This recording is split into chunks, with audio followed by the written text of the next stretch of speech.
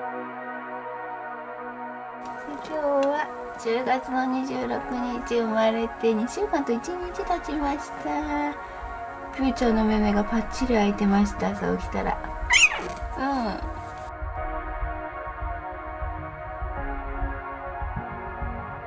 ペット開いてます。清母さんのお尻です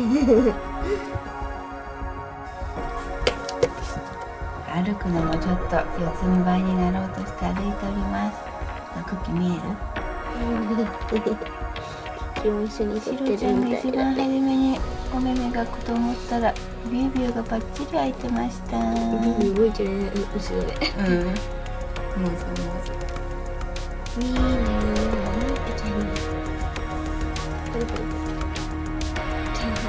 もうここから出てきそうです。